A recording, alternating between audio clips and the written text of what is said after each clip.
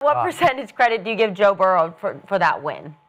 I'm going to go 99%. Ooh, Fair, wow. super fair.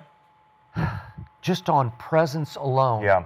As the Keeb always says about a quarterback, you're getting dressed before a game in the locker room and you look over and you say, 9 is back. We got 9 tonight. We got Joe. And all of a sudden, the defense just comes back alive. And whatever talent there was on the defense suddenly got maximized last night where I said, oh, yeah, he was there. Where's he been? Oh, where's he been? And all of a sudden. And they didn't even have T last night. No, they or didn't. Trey. They didn't have T. Higgins, and they will have him back. And I don't know about Trey. It sounds shaky with him, but whatever. So they had been allowing 33 points a game, by far the worst, and they hold Baltimore to 14 points. That's ridiculously good on the road in a big Thanksgiving night game. And they had 10 takeaways through the first 11 games. Wait, and then they have 5 in a big Thursday night game against a division rival at Baltimore. I give Joe a lot of that credit just because he's Joe Burrow. And he didn't put up great numbers. If you look, it's 24-46, so he's only 52% for 261, which is pretty good. Yeah. 2 touchdowns, no interceptions. QBR was 60, so it was just above average. But no interception after I know, coming in up. 9 weeks. You had to I got it. anticipate And he missed some throws. Yeah. But did he make a couple? One up the boundary to Chase, a deep ball that just dropped it down the chimney, and then to Yosevach on the post. That's I'm high. like, that's just a Joe Burrow throw where I just sat back and said, that's it. That they are back in business. And it was kind of Dallas-esque to me where the switch just flipped all of a sudden just because 9's in the huddle. And I had so much fun watching him operate. There's nobody who pleases my eye more than watching Joe Burrow play quarterback with the swagger he plays quarterback. So I got to go all the way to 99% just on presence alone. Yeah. Go ahead, DJ. I was going to say 80%. Okay. I mean, smoking Joe cool. He's the man. He's the man. And when you have that type of aura, that type of confidence, it just oozes on to the rest of the team. They're just so happy to have him back. Like you said, it made the defense play better. The defense had nothing to do with nothing, but it made them play better. But the turnovers, man, Lamar Jackson, the fumbles, you fumbling, 5 turnovers. Sometimes you just got to take the sack, right, Cody? Yes. Just take the sack. Don't make and then the bad the other play work. one where it slips out his hand, and both of them were in their own territory. It just puts you up. It sets you up for failure. It puts the defense in a terrible situation. We already know their defense isn't very good. Yeah. So Joe did exactly what he's supposed to do, is capitalize on those situations. Even though they only got 3, they scored 12 points off of those drives in the first half where they could have easily scored touchdowns. Yeah. So that's why I wouldn't say, 99 as high as you, because you got to get in the end zone on those plays. But, the Ravens, I don't know what's going on, but Lamar just has to stop turning the ball over. That's why I didn't give him higher. But 80%, is definitely Joe's responsibility for that, man. Yeah, I'm a little bit lower than both of you. I'm going to go 60% and then give 40% to that defense as well. I'm going 60% to Burrow in the offense, 40% to the defense. Because of that, they weren't very good in the red zone. Yeah. They could have been better in the red zone. But I want to start with this. I thought that quote that he said was so cool. The fact that, I'm sure you've heard it before. We heard it all the time.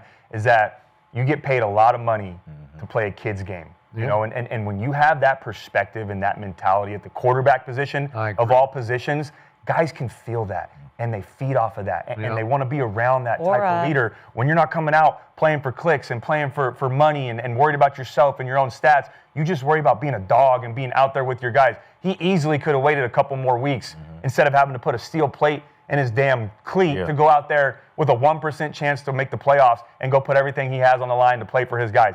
Guys want to play for that. So that alone right there gets half the credit.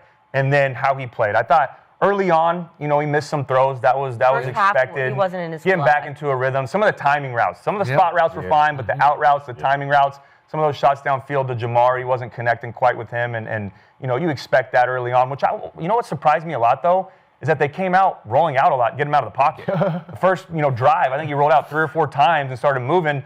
I don't know if that was them wanting to see how he felt with it, or saying, saying, hey, look, you can do this, you're good to go. Let's build that confidence. Because when you go through those first 15, throughout the week at practice, you're running those plays over and over and over again. What plays do you feel best with?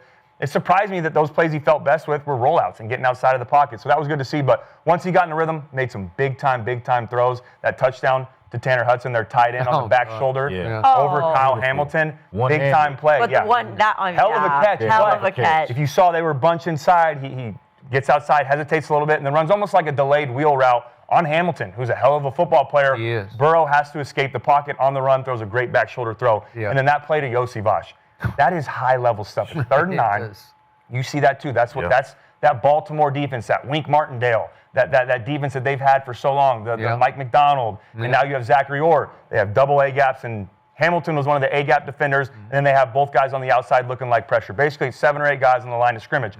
Burrow recognizes that. Well, what do you do with double A gap pressure? You bring a tight end or a running back in to block one of those A gaps. You send the line the other way. You bring Sample in, puts him in the left A gap, but the most important thing he did was bring in Samaje Perine for protection. I don't know what exactly you're doing, but I know that I'm going to get to a 7-man protection and check so that I know I'm good to go. And you can see Baltimore trying to play that cat and mouse game. They check out, start hitting their helmets. Well, what do? They end up showing the double A gap. They bring Marlon Humphrey now off that side. They bring the left A gap, and then they also bring the safety back side. And Perine is on the right side. He does a hell of a job. He recognizes that I have my responsibility, but I also have everyone else. And if you go back and watch it on tape, he saves that play. He sees the safety backside. He looks, goes underneath Burrow, gets a piece of him just to knock him off, and then Burrow recognizes that Roquan Smith is bailing out. He has to throw it over him, under the safety to Yossi. It was a dime. To be able to come back in your first game and just without missing a beat, dissect what they're doing on defense, bring in, change the protection, put Sample in the A-gap, and then throw a dot to Yossi and that type of play. It's big time. So I got to give him a lot of credit. But to your point, the defense, I think the defense played really good, man. I got to give them. Missed that block on that sack by Humphrey earlier. So he redeemed himself. He did. Yeah. He stepped up too far and missed the that was a nasty split. But that wasn't who missed the block? Perine. Oh, Perine, yeah. Well, so this time, that wasn't their original call, though. You see them do this. So they're checking the play at the line, trying to go back and forth. But you know that the line has that right A gap out. They're going to go to the widest. As soon as he leaves, we're working to the widest, which was Marlon Humphrey. But Samaje Perine, it's so tough as a running back in those situations, too. Because your responsibility is who your backer is to everyone else. You have all secondary. And for him to see that, you can see him look over to see the safety coming on the backside to get over there to pick it up. That made the play. But that's credit to Burrow to putting them in the right spot to win. They were killing clock late. I've never seen a quarterback do this. He starts yelling out the clock. Clock down. 7, 6, 5. We got time. What? We got time. Yeah. That's just being careful. You don't want to jump offside. You don't want to get a false start. You don't want to do anything dumb. But I never seen that. Well, so what they'll go milk, right? So you get up there and you know that you don't want to snap it until at least 3 seconds. Well, when guys get up there with 15 seconds left, they're holding their water, getting anticipation. That's just being a leader, man. That's Joe Cool. Hey, Joe Cool. Calm down, relax. Hey, Cool, Ted, man. which is our center. Ted, I was with him in New England. Hell of an offensive lineman. But Ted, we got 15 here. Wait a second. Hey, 8, 6, or 7, 6, 5. I'm going to count it down.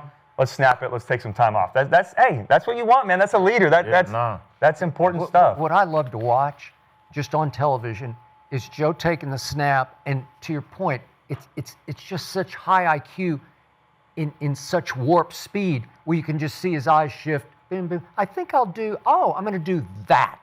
Yeah. And it's not like he has a cannon, but he can, when he needs to, he'll put a little extra mustard on it. But he's just throwing sweet passes that are just right. He's picking the right place, right time with the right throw. Yeah. And it's just hard to keep doing that. I just love to watch him sort of control a football game.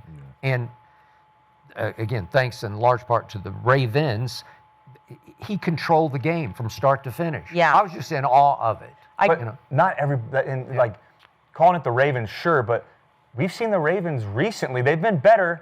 Make quarterbacks struggle with those same third down looks. But Joe Burrow coming out there, man. By the way, he has now started 3 games this year as Joe Burrow, and they're 3-0 with Joe Burrow. Thank you. And what is it, 1-8 with anybody else? Fluco. But they had Browning also took a couple of those losses. Yep. But let's look at the Ravens. Also, beautiful explanation, Cody. You really dissect the game so well. I always want to make sure people understand just how high level that is. Yeah. Instead of just the play happening, great throw to Yossi game. Like, no, there's so many games within the game. You give us a quarterback master and levels, So I hope it explained right. But I enjoy that. But let's talk about the other quarterback now, because the Ravens, they were